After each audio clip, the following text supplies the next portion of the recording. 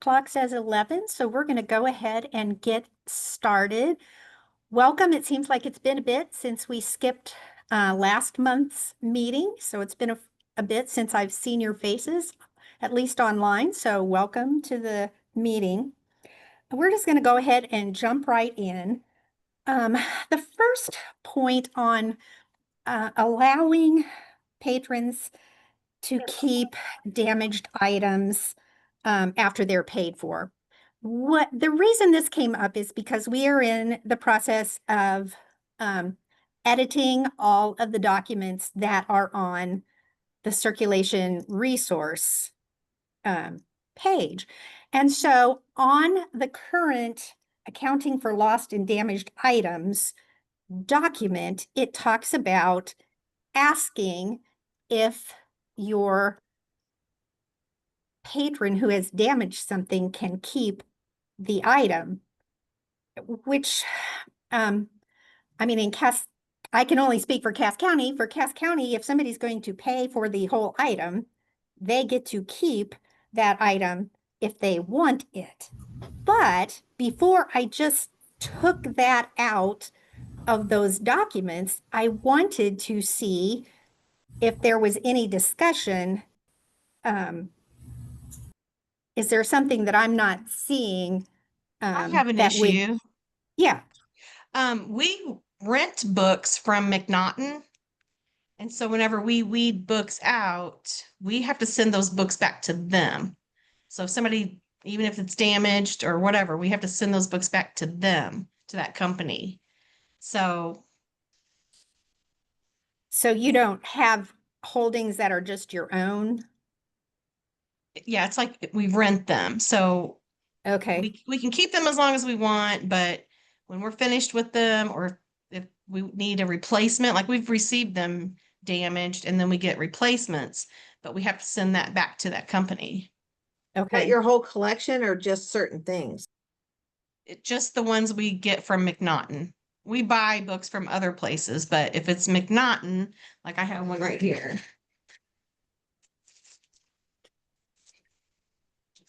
They all come with this green stripe, and it says it's from McNaughton, but they, put our name on it. But we can tell easily that these are all the rented books, and we do audiobooks too. But audiobooks is a different story. They don't want those back, but and then when we send them back, then we get more. We can pick more books Right. You for can them to send trade to out. us. Yeah. Okay. So I don't know. That, Now what? yeah. Well, I'd be curious to know, is there any other exceptions at other libraries as well?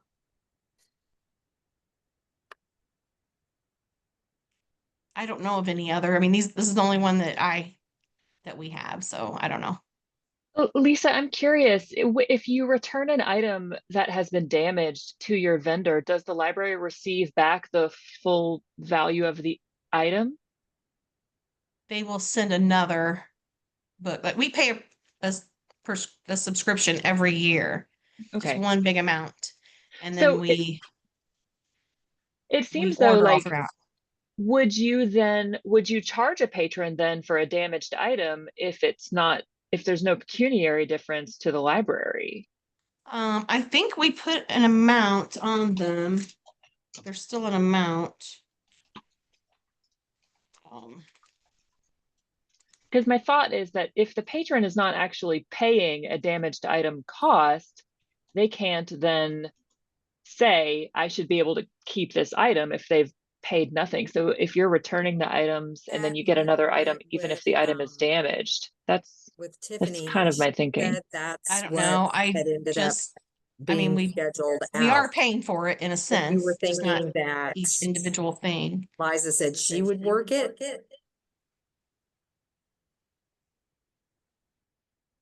Okay. Is there any other libraries that I'm on a have Zoom call. some kind So of let me call concern? Liza and just figure it out for me, and then you guys pop me an email and let me know who's going to work on that Friday. Okay. You're gonna have to This tell is what Louise they to said. Thank mute. you. I appreciate it. Louise, Bye. Louise, can you mute your Zoom? Sorry. Sorry about that. That's okay. I'm gonna look Well, and see what it says on this. so since what I'm hearing is there's one library that this makes a difference And for. I don't know if there's other people that rent from McNaughton. I think there are, but I can't tell you for sure.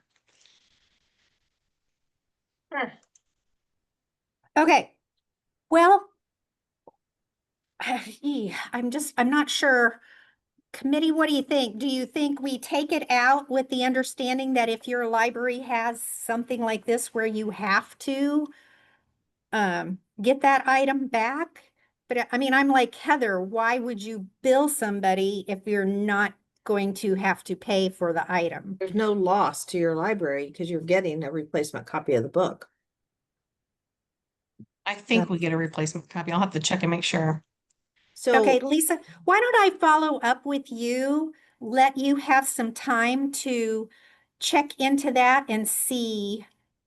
So that one document may not be uploaded as quickly as the other one, but I do want to give everybody a chance to chime in on this before we just proceed without that. So let me make a note too. You would think I could remember to the end of the meeting, but no, that's probably not true. I mean, we do have an amount under the price for these, individually, but I'm not sure how we do that. I think if we ask for a replacement, they'll send it, without costing us anything, but I'm not sure. I'm not sure. I'm not the one that does that, so I can find out. What is the question that I need to find out precisely? Well, if okay, are you billing a patron a cost? And if they pay for that, it seems like they should be able to keep it. If you're renting it and you can just send it back, then there seems to be no reason to bill a patron Okay. for the item. So I think those are the underlying issues. Am I missing something else, Heather, The Belinda, only and Jen?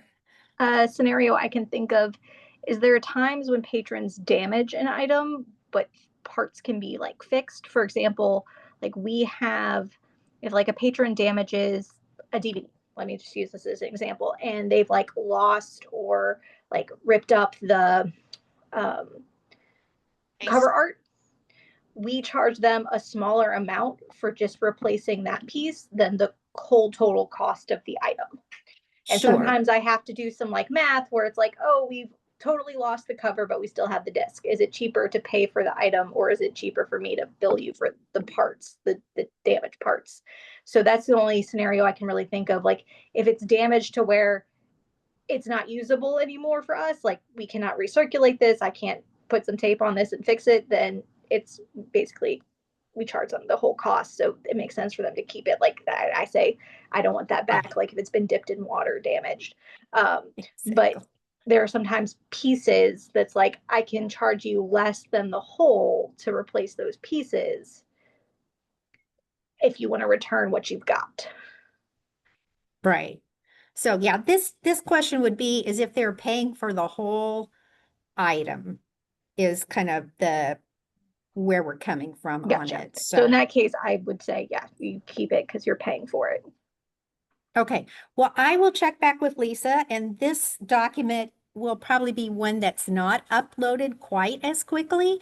Here's a list of the documents that are changing, and some of them are minor changes. It could just be we've put in new screenshots to where the report that you see looks like the report that you're actually going to use instead of the old version of it. But so deleting expired patron accounts has already been uploaded, but we're going to talk about another issue today, so we might add a little disclaimer to that one.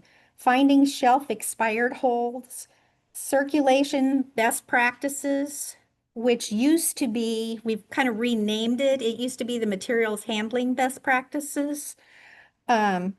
Accounting for lost and damaged, which we're talking about right now. And then we've added at the last membership meeting, there was a clarification added to the CERC policy. So quite a bit of the information that you would see on that Missouri Evergreen website is going to be changing probably within the next week to week and a half, depending upon how quickly our friend Ron Eifert, what else he has going on with his life right now in library, and how quickly he can get that uploaded. So, okay. The second thing that came up, and Heather, you might want to speak to this one, dealing with damaged items that they're coming to you in transit, but they're not coming from their home library. There's been an interim stop, or maybe 2 or 3 interim stops between when the library was coming from the home library to when it gets to you. Yes, one of my colleagues sent this to me a couple of weeks ago where their library had received something in transit that was damaged. It appeared to be damaged by the patron, but they were not the owning library and they also weren't the circulating library. So they wrote to me to ask me where the guidance was on that. So I reached out to the circulation committee for some discussion. And Rhonda will correct me if I'm wrong, but I think we agreed that we should send the damaged item back to the most recent circulating library, since it's their responsibility then to contact their patron and to contact the item's owning library to discuss damages. But several of the MLC libraries are within like 2 miles of each other.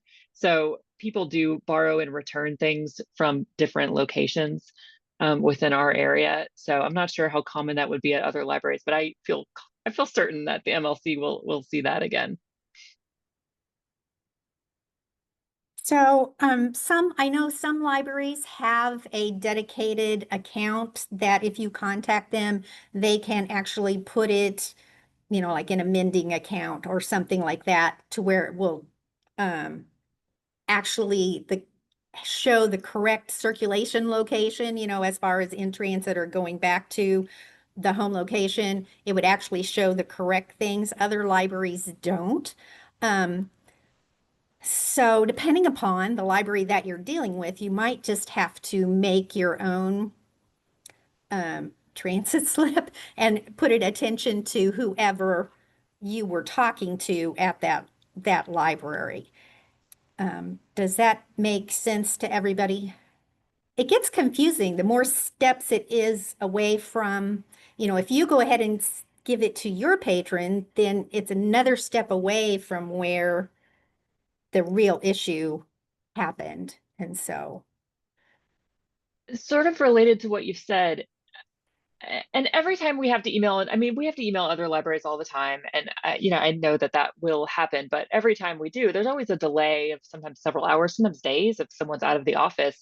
So I love what you just said about if a library has a mending account, but what if all libraries did have a mending account that we could just rely on? Oh, well, send this to this library's account. So for libraries that don't have one, we ask that they make one so that we could be certain that such an account exists when we need to send something in transit to another library. So you're talking about an account as if it were a patron, not an account as a status. Like we have a mending status for items, for our own items. So that's what you mean, right?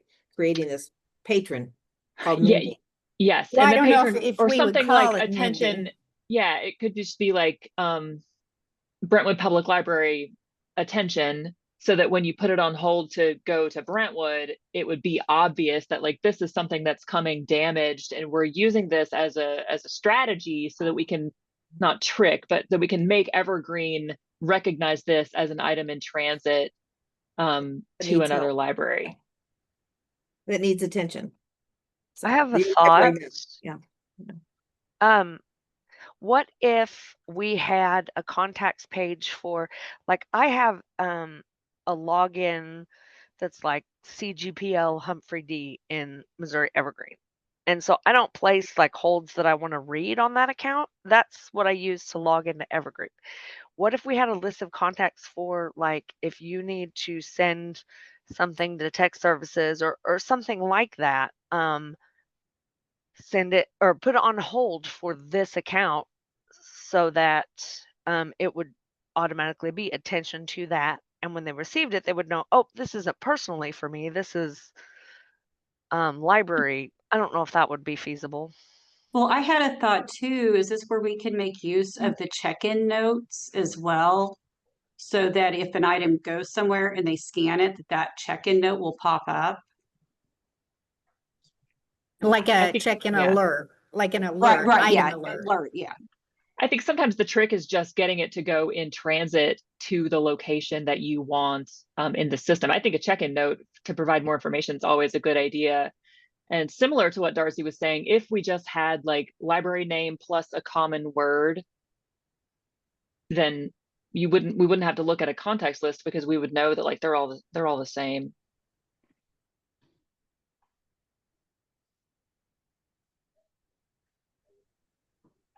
Good ideas. I'm I not like sure what that, I'm. yeah. I like not that sure- idea. I think we really need to think about it and think through the process of what is that gonna really look like.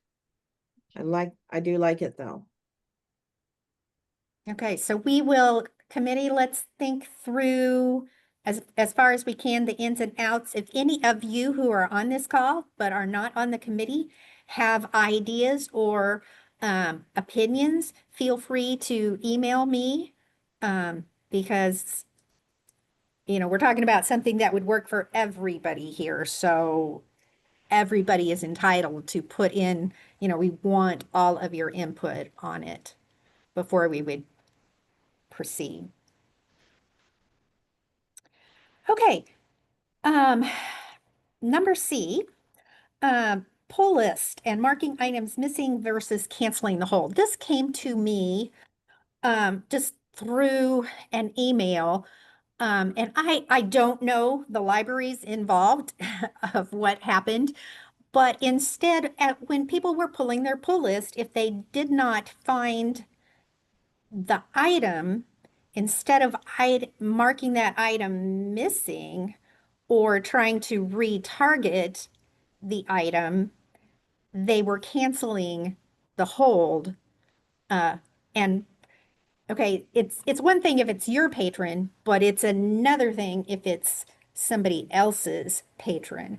And in this case, it happened to be for somebody else's patron. So, I guess the bottom line is don't cancel somebody else's hold. Or if you don't have it and you're the only one who you can't find it and you're the only library that has it, I always appreciate when I get an email or a call saying, we looked for this item, we're the last library that has it. We're not going to be able to provide it for your patron. So, What questions does it on do that? if somebody ahead. does mark it missing? Does it not automatically retarget if there's other It things available? should, Okay, it should, so we as could long just as do missing. right. Okay, but how do we? Is there an easy way to check to see if it's without having to go look at everything on your pull list, or everything that You you don't have don't to look have? at, I mean, you would just have to go into that item record to see if there's more items that are available on Okay. that record. And if not, it's going to show up in your hopeless holds. Yeah. So, but just the idea of canceling somebody else's holds, let the owning or the, the person's library, their home library, take care of that kind of issue if it needs to happen. And if you notice, most of the time, not every time, but most hopeless holds are one item on a hold. And I'm always baffled by that. I don't know why you would make a request on an item that when you have 3 above it that have 12 copies of the book, but you're gonna take a chance on that one because it says available, I guess. I don't really know. Well, it might not be a staff member that's No, I actually know. placing I that do know, hold. but that's what I was gonna get at is just training our patrons about how the catalog works and how holds work to, make your chances a little better. Sometimes they don't even know what we're talking about. I don't use the word holding with patrons most of the time, but I'm gonna start. Some of our frequent flyers who are constantly on my hopeless hold list. Sure. You know, I never heard it called that before. hopeless holds. Yeah. Yeah, on the catalog sheet, they send like a number, like they give reports. They send a number of how many hopeless holds there are. See, that last time we transferred that hold on to somebody else, then we marked it. I think if you mark it missing and then send it, it won't pop up. If you mark it missing, it will retarget if there is another item on that bib record. It will retarget to a different one. Does that answer that question? Yes, and that's what we did. We sent, well, I was confused. I was worried that it wouldn't come through. So instead of hitting it missing first, I transferred it to another library for that patron to get that book, then marked it missing. Well, that would work too. Yeah. But on those Okay. hopeless holds, you do have, I mean, I feel like if it's my patron, I'm saying, calling them and saying, there is not another copy available anywhere in Missouri Evergreen for that item. That's usually what a hopeless hold really is. It's not always something we have other copies of, but talking to the patron's helpful. Right. I saw a chat thing come through Aspen where it kind of combines everything into one record. You may not actually know, a patron may not actually know which bib record they're pulling from. But I mean, that's why it's good to stay up on that hopeless hold so that your patron's not waiting months for a hold that they're never going to get. And even the tricky thing with hopeless holds is even if something comes back available on that bib record, it's not going to be moved. That hold that was marked hopeless is going to stay hopeless forever. It doesn't revert back out of hopeless holds. So it would be nice. It would seem like if an item became available, it would just, oh, here it is, let's send it. But no, it does not work that way. Once it's in hopeless holds, it is there and it is on us to then process things so that hopeless holds list so that our patrons aren't just waiting forever and never going to get that item. Speaking of hopeless holds, I have a question that we keep running into. Our on order items keep going to hopeless holds. And it'll be within 2 weeks. So it's not even waiting 30 days. It's a week, 2 weeks, and then it goes to hopeless hold. And I don't understand why. And I've asked our cataloger because you can go into the library settings and you can see there's like a setting you can set to false that if it has the status of on order, it won't go to hopeless holds. But that's a lie because it's going to hopeless holds, even though our setting is set to false. Does anybody have any clue? I asked my cataloger and she said, I have no clue. And I said, I'll ask the CERT committee. Macy, when you're seeing it, is it always a scenic regional on order item? Yes. Okay. And it only happens every once in a while. But I'm like, that's so weird because it's not even giving it enough time. There has to be a pattern. There has to be a pattern there. I haven't figured it out yet. I love a conundrum, but only when I can figure it out. I know. Exactly.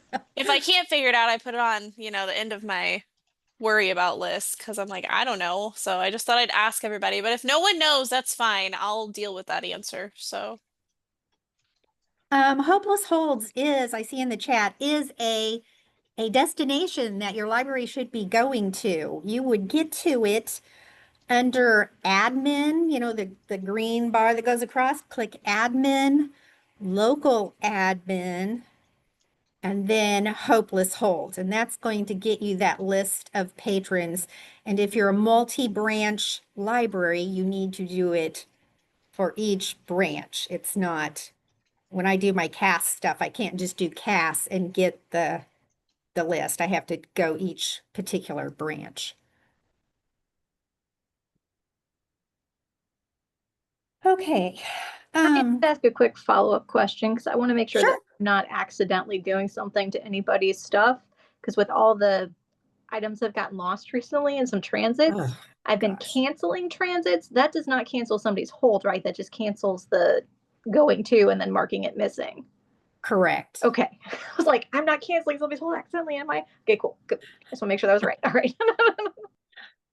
As long as you're not canceling the transit on another library's item, because there should always be a follow-up action if you're using cancel transit. Right, If you're right. canceling it because it's gone missing in transit, Courtney, and So it's yours, yeah, I've yeah, been if you're checking putting the it to item, missing, check okay, cancel transit, then go to the item and mark it missing. perfect. Right. So just your own Because like items. my workflow has been check it in, cancel transit, check it in again with suppressed holds in transit, and then mark missing.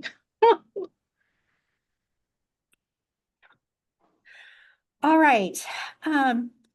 Just in case all you lovely CERC people were not involved in the general membership meeting, the general membership voted in some clarifications to the circulation policy about how a library could get credit for attending this meeting. The executive board talked about attendance at meetings at our retreat in September. And they felt like they, yes, were important and wanted to keep that for that minimum amount of 4 months per year. You could space them out whenever. Of course, we love it when you're here every time, but that was included at the end of the agenda that I sent you so that you can actually see what was added to the circulation policy on that. So any questions on that?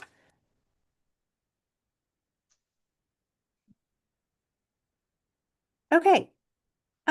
So I am so fortunate because the new cataloging chairman sits on the other side of my cubicle.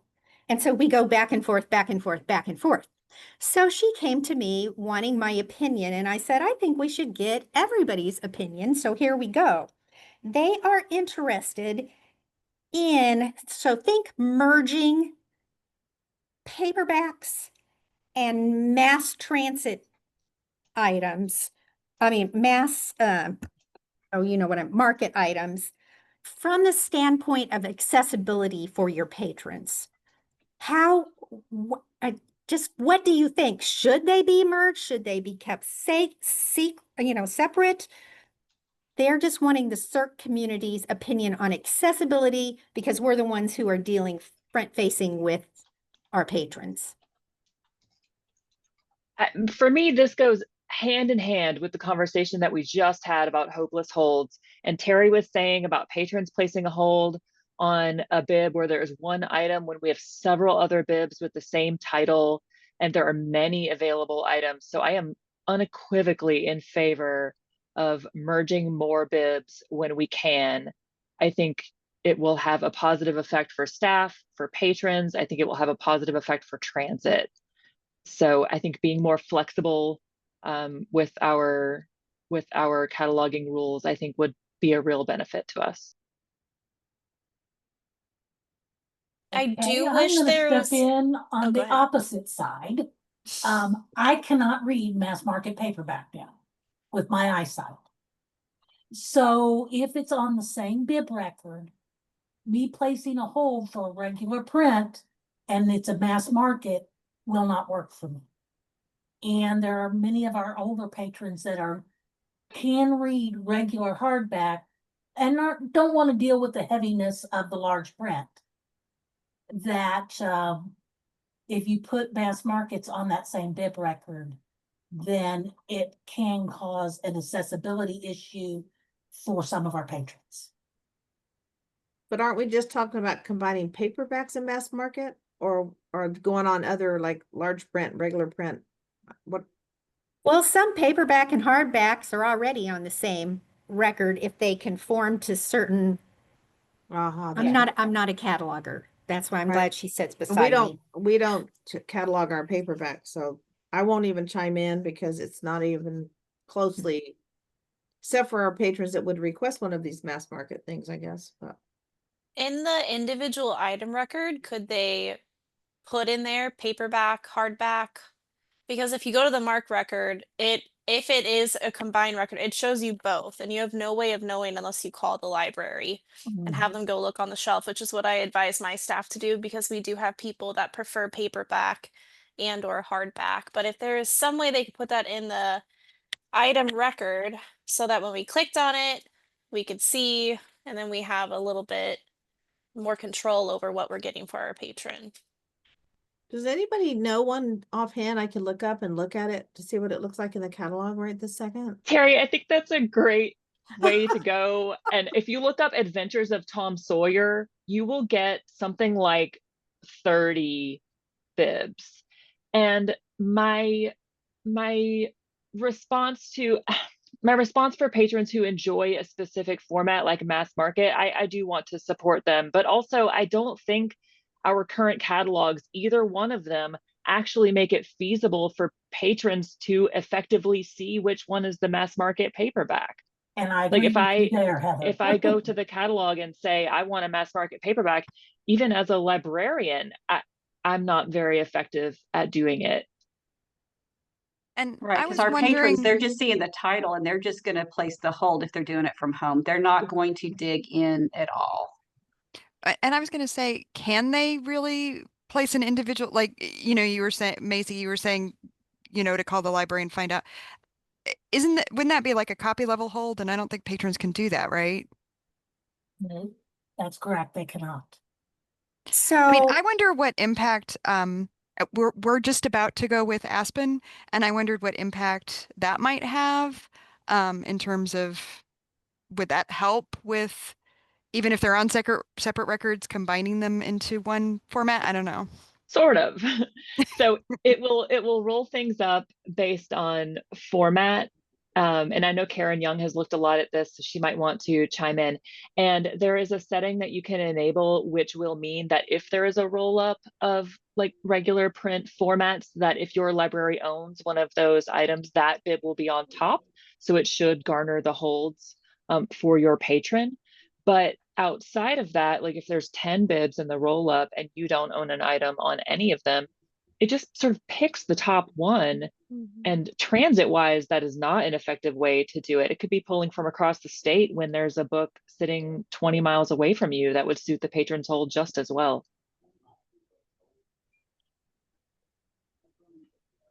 So I think the concern was, I mean, we have, Cass County has a library by mail program. All of those people are visually, or for the majority of them are visually challenged.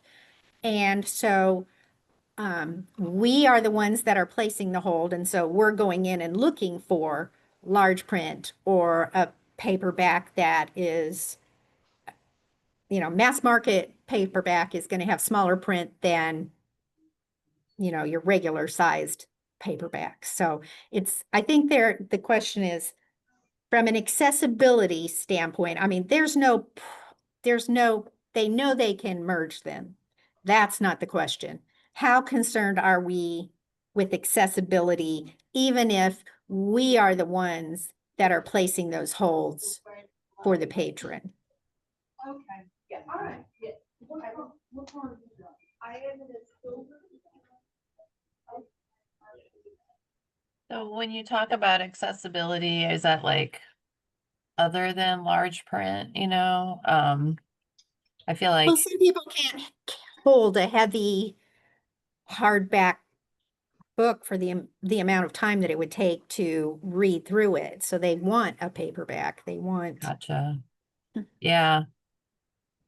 Yeah, I've had that problem with, someone in my book club. So usually you end up getting them the hardcover, which is just as heavy almost, or the paperback, and then the print's too small.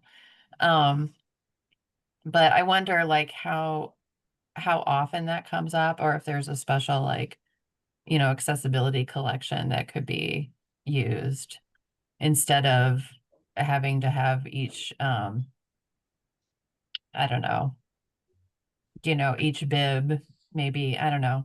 My thoughts aren't being very coherent right now, but I feel like, I don't know, the majority I of the guess folks. Yeah, go my ahead. thing is, maybe it is only every once in a while thing, but we have stairs or we have an elevator in case we have a handicapped patron who needs to use it. Just because it's not something we use every hour means we're excused from the obligation of accommodating somebody's disability or different ability to read. And I think we are taking something away from people for our convenience. And I'm not cool with It just sounds to me like we as librarians already have methods and we contact other libraries all the time to try to get a hardback instead of a paperback. And as long as we're still providing that option, I think it suits significantly more patrons and staff to do it a little more combiney. And if we want to get more particular with, paperbacks and hardbacks can be on the same, but mass market paperbacks should be separate. I mean, it doesn't have to be all for nothing. Our current cataloging rules are a 3 centimeter difference or a 10-page difference. What if they decided to just relax it a little bit, and we see what that looks like we for our already are patrons. doing that. So- We are doing that. We are combining hardcover and trade softcover books with very few exceptions. Mass market and large print are the only ones that are on separate bib. So I'm not sure confused that's here, the and I am a case. librarian, but how does 3 centimeters and 10 pages affect the print size?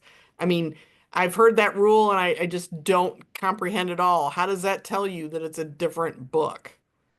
You know what I'm saying? That is an OCLC rule, not our rule.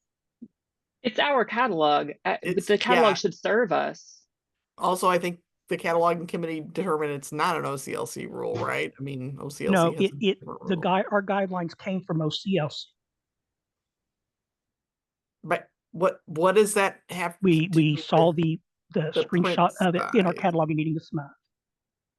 Can I think I'm going to check out of this conversation because what I'm seeing is we have got a group that is bound and determined to see this happen regardless. And I think I'm wasting my breath. So I'm just going to check out of this conversation and you all do what you think needs to be done. Well, part of the reason for having the conversation, and what I'm going to take back to Sarah, who is the chairman of the cataloging committee, is everybody's viewpoint. I don't think that we here today are probably going to come to a consensus of what is the best thing to do, but I'm going to take back multiple perspectives and give them the reasoning that you have explained for each perspective. And then it's going to be them who actually makes the decision, not us. But is there any? I have something. Yeah, Darcy. Oh, hooray, you can hear me. Sorry, I I have can. tried to jump in like 5 times, but the technology gods are against me today. Okay, I have a couple of thoughts because I'm also a cataloger. The first thought I have is, which you can't see me because, like I said, technology. I have a hardback copy of a new book in front of me that was donated. Passion Project by London Sperry. And I was super excited. I was like, this is in great condition. I will put this in our collection. I don't have to purchase it. So I, jacketed it all up and everything. Turns out it's a book of the month club. And so in Missouri Evergreen, we have like 20 or 30 holdings on a record that are 20 centimeters tall. My hardback copy is 25 centimeters tall, which is 2 centimeters outside of the current thing or whatever. And that would mean this book is going to go on a record all by itself. So that's one thought. The second thought is there a standard font size that mass market paperbacks use, and could that somehow be taken into the criteria? But then I'm like, well, what if it's the weight of a large print book? So are now we're going to include weights? Because I am all for like disability inclusivity, all of that, right? But at the same time, like how, at what point are we like large print, regular print? Because I think even when I am at home and I try to use the patron catalog to find something, I'm like, oh, there's so many things. And I think if we can make it better for the whole of our patrons and at the same time be librarians that are able to help those patrons that need, um, you know, hey, I don't need a mass market. I can't quite read it. And the large prints are too heavy, which I get, right? Because I have like 50 pairs of reading glasses and I hate large print. They make me feel old and they're stupid. Um, but I don't have any answers. I'm just like throwing thoughts out there. Because I can go either way. Like, because obviously if I put a book on hold and somebody sent me a large print, I'd be like, ugh. But and we're not talking about combining large and regular. I know that, but I do also know that mass markets do have, and I don't know what the font, like what the point size is. I don't know if it's like 10 point, 11 point, I think large print is typically 16 point maybe, or is it 14? Anyway, I'm just rambling now, because I've got pneumonia and I'm on an inhaler that they said would make me jittery. So I'm gonna stop talking. Okay, I'm going to try and take all of these different perspectives, give them to Sarah, and it is now going to reside with the cataloging committee to make those final choices. They just wanted to hear our voices chiming in on what we're doing. So I will do that probably this afternoon, since like I say, we sit side by side. All right, moving on. I want to encourage you to get started working on the annual purge project. We mentioned it at the membership meeting. I know some libraries have already done it. Updated instructions have been posted. Pending this meeting, there may be one or two more sentences added into those instructions, and we'll get to that in just a second. None of these things are yet linked to if you go to the MEC Circ manual in the back in that index, everything is linked. So hold off doing that. Give us about a week and we'll get all the new stuff on there. But this has been updated short of this one sentence that we may add today. So, we had a situation happen. Yay, somebody already started doing it, so good on them. But we had a situation in the previous 2 years, we did not experience this issue. And so it was like, now what do we do? So what happened is one of the accounts that they were deleting was actually a former staff member's account. Those accounts have a long history of links between looking at this table and ordering this and canceling holds and doing all the things that a circulation person would do. And when you actually go through the deleting purging process, I was talking to Dale this morning to find out what should we do on this. It has to deal with all those connections and the history of all those connections.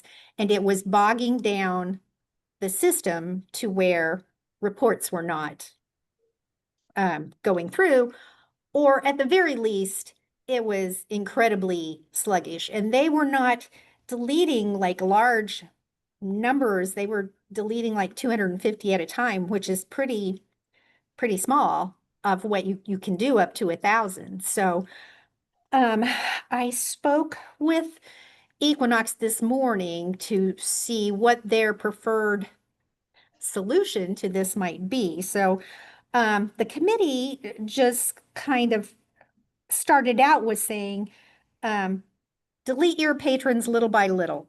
It's best if you don't have to do it. Okay, I have to get it all done today. I can do some now and then do some more later and then do some more later, kind of little by little by little. The other thing is if you can avoid the off-peak times of, and I'm not exactly sure what those are, but just, imagine, a lot of people run reports overnight. This is not something that you can do overnight because it's staff intensive, but, if your library is one that would allow you to do something off library hours and then, adjust your hours, that would be another suggestion. Then when I spoke with Dale today, this is what he said to deal with staff accounts. He said, set staff accounts aside, send them to Equinox, collect them all up if you have some, send them to Equinox using a help spot ticket, and have them delete and purge those accounts. It's only the staff. Regular patrons are not causing this bog down. It's just if you have a staff member's account that you need to delete. So questions on that? So I have one question. So when we purge a staff member's account, we should send that to Equinox to have them do it?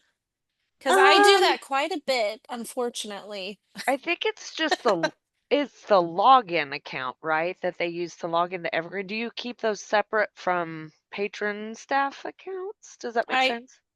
Yeah, like we have their login account that I create when they start, and then when they quit or, move on to another place, I purge that account so that Okay. they cannot access it again.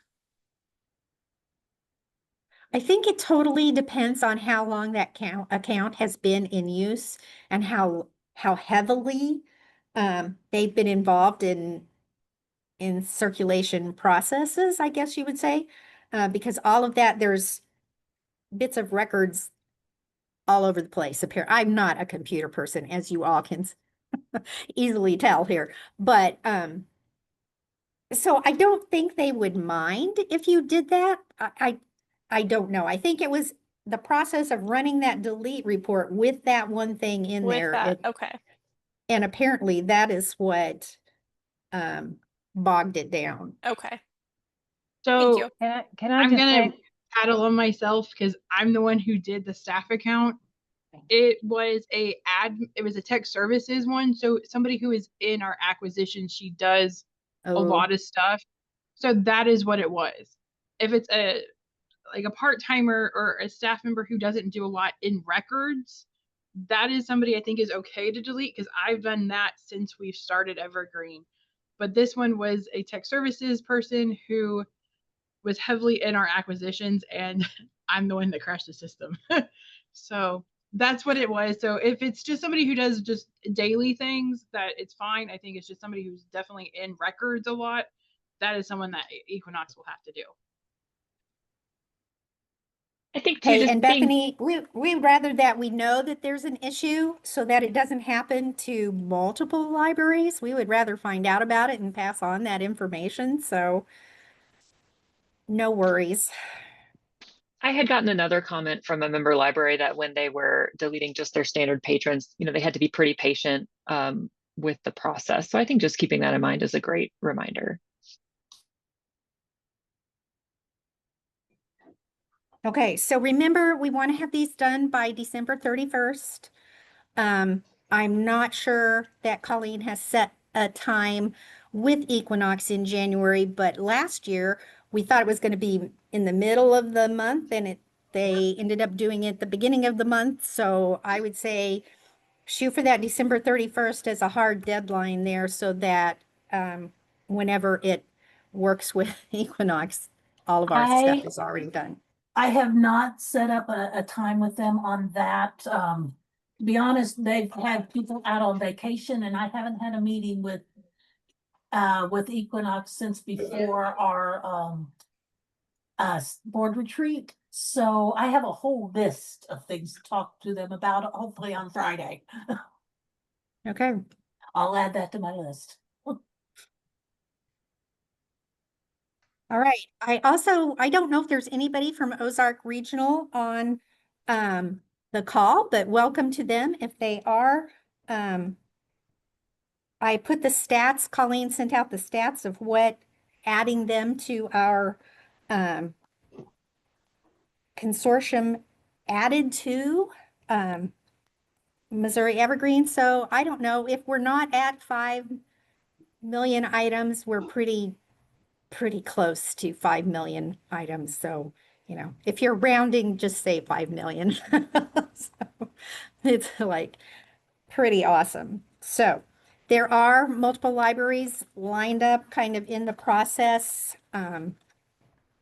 Probably, I don't know, 2 or 3 maybe next year, and some kind of a little bit further out than that. So the more are wanting to join. So is there anything else that somebody would like to bring to the committee's attention?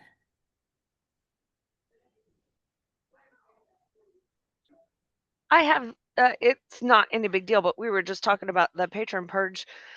And the way I typically do it is once I have a spreadsheet of the people that I'm actually going to purge, I'll take, I'll save it on my desktop or whatever. And, like the next morning I come in at 7:30 and I sit down and I, copy the first 100 barcodes, put it in Notepad, stick it in a bucket and call it, like Patron Purge 2025 bucket 1. Yeah. And I purge that and then I move on with my day.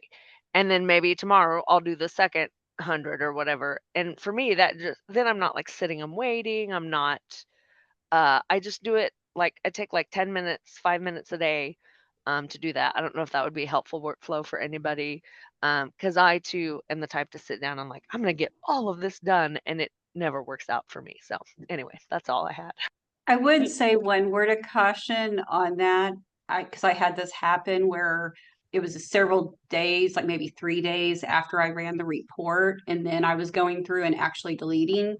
Well, in between that, we had patrons come in and renew their card. That kind of So in thing that never case, you will fails. have to have a new card issued to that patron. Is about the only way you can do that. Okay, that's a good thought. Is everyone not check every account? I go through every patron account and then add that to my bucket and just delete 25 at a time. If they owe us anything, if they've renewed their cards, then they just don't get purged. They stay on my list, but they don't get deleted in any way. I'm that weird person also, Erin. I do it the same way. Okay. I think it kind of depends on how many. I don't know about you all, but we had a bazillion and 5 accounts that were like internet only from COVID years that we did last year. Oh my word, it took me forever to get through. I mean, because we had thousands of, most of them were internet only accounts. So it definitely cleaned up the database, but man, it took me a bit to get through it. Yeah, I'm with you there, Rhonda, because yeah, we had several thousand when I did mine Mhm. last year. Yeah. Well, I and it don't- never fails. Every year that I do it, I'll delete somebody that's been expired for 10 years, and 3 days later they show up with their card. Like it never fails. I don't know if I could do it with the new report system, but I think last year I was able to like run a report so that if people owed less than a certain amount, Exactly. because if they owe like $5, I'm not going to hang on to them for that. Yeah, the report should give you their barcode, their name, I think their amount that they owe. If it's, it's going to filter, you can filter, I don't know. Our Cass County did $24.99. So you can get that specific because in our policy, when you get to 25, if you owe $25, you're blocked. And so we figured anybody under that will just let it go. So you can put in the amount you want. If you get into the report and you're having issues, email me or call me. I've walked multiple people through. There's only been 1 or 2 cases where no matter what I did, I couldn't get it to work, and we sent them to Equinox and they were more than happy to help. So, but if you don't suffer in silence. If you need help, reach out and we'll get you the help you need. Just FYI, I'm currently going back and forth with a help ticket for Equinox. When I was working with my report, it showed a negative balance. And I was like, I thought we had all that cleared up. So I go to the patron's account and it shows, like, I think it was like a negative $20. And then I went to their account and it showed they owed $1.60. And so I sent a help ticket and he's like, yeah, at some point, you know, like in 2017, they had a fine forgiven. So that balance owed field on that report may be weird because when I went to the actual patron account, they owed us $1.60, which is whatever. It's not a big deal. But the field that generated on the report that I was using to decide whether or not to delete the patron showed that they owed us minus $20. So I haven't, and he said that he explained it all out to me, and I said, okay, but is there a field that can show me what a patron currently owes right now? But I haven't heard anything back from him. Yeah, it's a good thing to at least give it a cursory glance. I mean, I don't know how deep dive you want to go into each account, but it's worth it to just not assume that the report is 100% how you want it. And you can still make choices in that report. So, okay, anything else?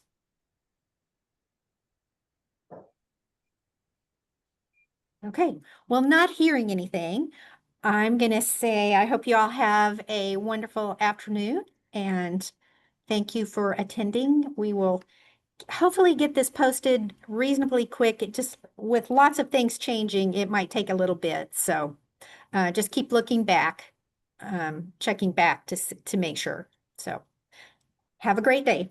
Thank you, Rhonda. Bye. Rhonda, I'm curious, Yeah. Will you be saving this chat? Or is it saved in your normal method? It always saves. I can always see the chat. It doesn't get posted, but yes, we can see. Okay. I can see that. If you need it, I could probably get it to you. I think some folks had some just good points about their concerns about the cataloging committee's suggestion. So I'd like to, I'd love it, Ken, and there's so much conversation. I'd like to read back through it and just see what some of the discussion points were. Go back and read whatever is in there, because as I'm doing this, it's hard for me to pay close attention to some of that. So I'll when I get a second, I'll send it to you Thank too. you. Okay. Okay.